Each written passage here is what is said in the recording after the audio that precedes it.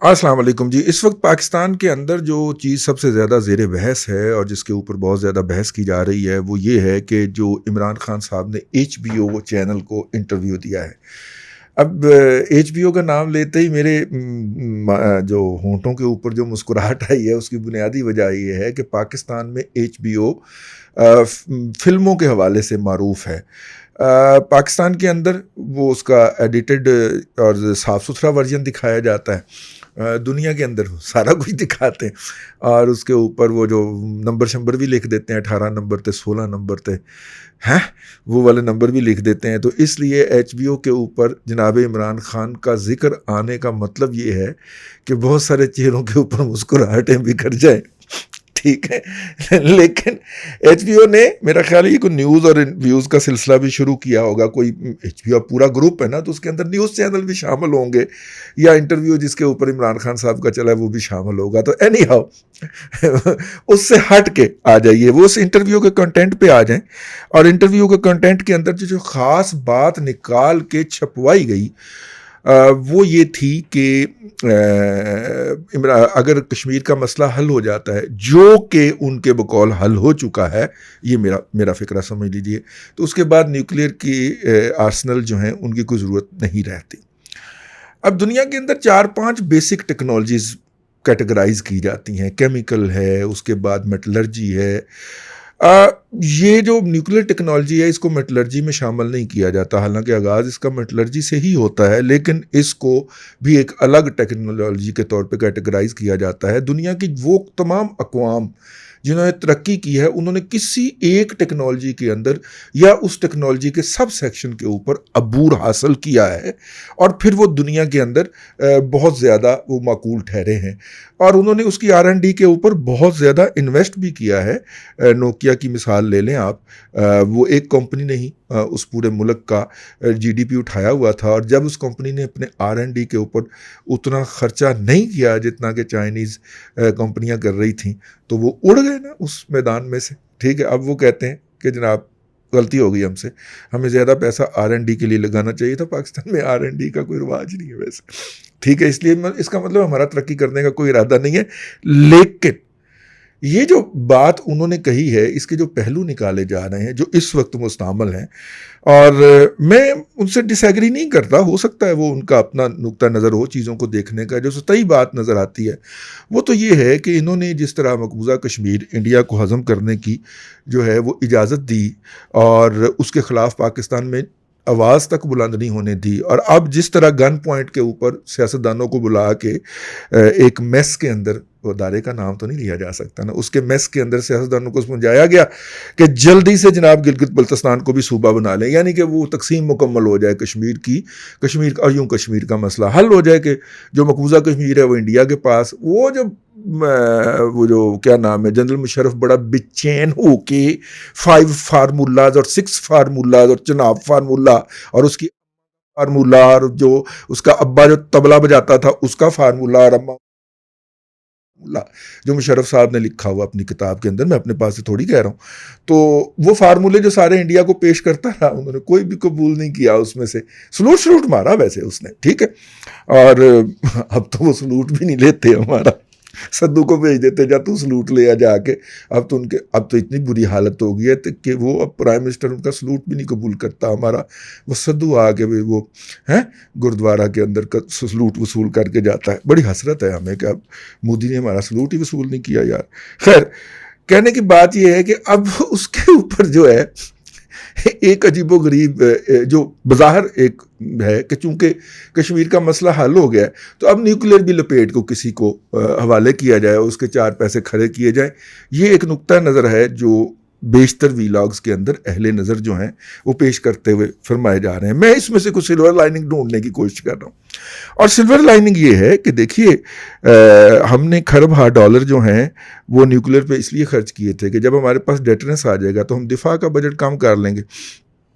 لیکن یہ نہیں ہو سکا۔ دفاع کا بجٹ جو ہے وہ تو 50% نواز شریف صاحب نے رائز کر دیا تھا نا،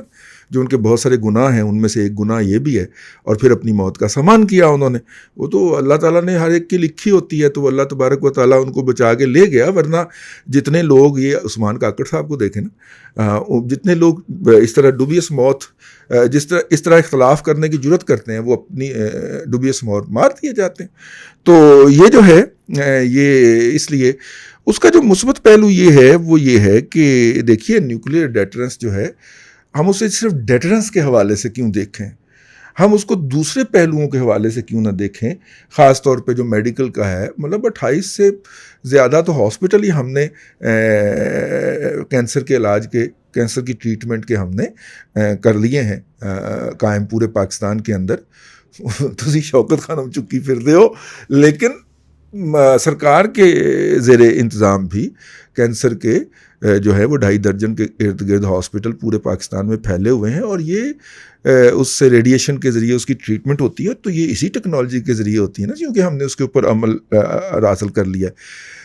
اسی طرح ہم جو ہمارے ہاں سے جو پھل ایکسپورٹ ہوتے ہیں ان کو ہم ریڈیشن کے ذریعے جو ہے ان کی شیلف لائف بڑھاتے ہیں. وہ بھی ایک ایسا پہلو ہے کہ جس کی طرف ہماری کبھی نظر نہیں گئی.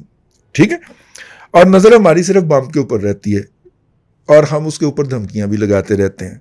کہ ساڑھے کول پائیا دا بھی گیا, ادھا پا دا بھی گیا, چٹانگ دے بم بھی گئے نے. ٹھیک ہے,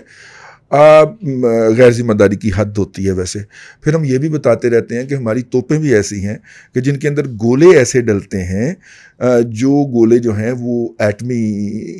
اس کے صلاحیت کے حامل ہیں. ہم یہ بھی بڑے فخر سے بتاتے رہتے ہیں. ہم اس کے پازیٹیو پہلوؤں کو نہیں بتاتے, کیونکہ پازیٹیو پہلوؤں کو بتانے سے ہمارے لاڈلے کی دکانداری بند ہوتی ہے. ٹھیک ہے, پھر وہ لوگ وہاں پہ جا کے ایسے نہیں نا لوٹیں گے جیسے اب لوٹ رہے ہیں, اور ایسے ڈونیشن نہیں دیں گے جیسے اب دے رہے ہیں. تو خیر کہنے کا مقصد یہ تھا, یہ ایک فنڈامنٹل ٹیکنالوجی, آپ اس کو اگر وہ ترک کرنے کی بات کرتے ہیں تو آپ ایک پاکستان, یہ وہ ٹیکنالوجی ہے, واحد ٹیکنالوجی ہے جس کے اندر پاکستان نے ایکسپرٹیز حاصل کی. اب اس ٹیکنالوجی کی پروڈکٹ ہم ایکسپورٹ کرتے یا اس سے حاصل ہونے والے بینیفٹ ہم ایکسپورٹ کرتے تو ایک الگ بات تھی, لیکن وہ پھر ساڈا چوکیدار پڑیا گیا نا جی, تو پھر اس کے نتیجے کے اندر پھر معافی مانگنی پڑی ڈاکٹر قدیر صاحب کو, تو پھر وہ سارا کچھ ہوا. لیکن یہ جو ٹیکنالوجی ہے اس کا واحد ورژن یہ تو نہیں ہے. اگر یہ ورژن نہیں ہے تو عمران خان نے کن کو چھیڑا ہے؟ ٹھیک ہے نا, پھر عمران خان نے اس بیان کے ذریعے کن کو چھیڑا ہے کہ جب تھریٹ ختم ہو جائے گا کشمیر کا تو پھر ہمیں ایٹم بم کی ضرورت نہیں رہے گی. تو اس کا ایک مطلب یہ بھی تو نکالیں نا کہ پھر ہمیں دفاع کے اخراجات بھی کم کرنے پڑیں گے. تو اگر دفاع کے اخراجات کم کرنے پڑیں گے تو پھر کسی کا حصہ بھی کم ہوگا. آپ کہہ سکتے ہیں کہ جس طرح ہر ٹھیکہ سڑک کا ان کو جانا ہے, ہر گندے نالے کی صفائی کا ٹھیکہ ان کو جانا ہے, اور جو ہے ہر سینیٹیشن کا ٹھیکہ بھی ان کو جانا ہے. ٹھیک ہے نا, ہر ٹول کلیکشن کا ٹھیکہ بھی ان کو جانا ہے, موٹر وے کی ہو یا جی ٹی روڈ کی ہو. تو انہوں نے باقی جگہوں سے اپنے لیے اتنا انتظام کر لیا ہے کہ اب آپ یہ دفاعی بجٹ کم بھی کر دیں تو ان کو فرق نہیں پڑتا. یہ ایک اور پازیٹیو تھنکنگ ہے. ٹھیک ہے, لیکن جو اصل پہلو ہے وہ تو یہ ہے نا کہ اگر آپ اگر ہم عمران خان صاحب جو ہیں یہ مخاطب کس کو کر رہے ہیں اور چھیڑ کس کو رہے ہیں. ٹھیک ہے, تو میں نے اسلام آباد کی ہواؤں سے اور فضاؤں سے یہ پوچھا, اور جا کے پوچھا باقاعدہ, تو ہواؤں نے میرے کان کے اندر جو ہے وہ ہلکی سی سرگوشی کی کہ اس وقت جو ہے وہ ابے اور چاچے کی لڑائی ہے, اور نکے کی نکے کے ساتھ لڑائی ہے. تو اس لڑائی کے اندر جو نکا ہے اس کا خیال ہے کہ اگر میں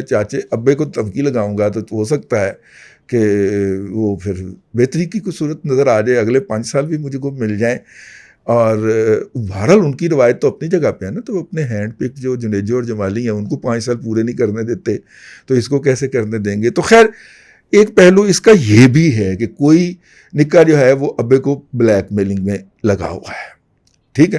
اب یہ نکھے اور ابے کا معاملہ ہے, ہم درمیان میں کیوں کودے. لیکن اس پہلو کی طرف بھی آپ کی نظر ڈلوائی جانی مقصود ہے کہ اتنی بھی مایوسی کی بات نہیں ہے کہ چوک کے کسی نے دے دیں گے. اگرچہ کشمیر انہوں نے اٹھا کے دے دیا ہے, لیکن چوک کے کسی نے دے دیں گے. ٹھیک ہو گئے.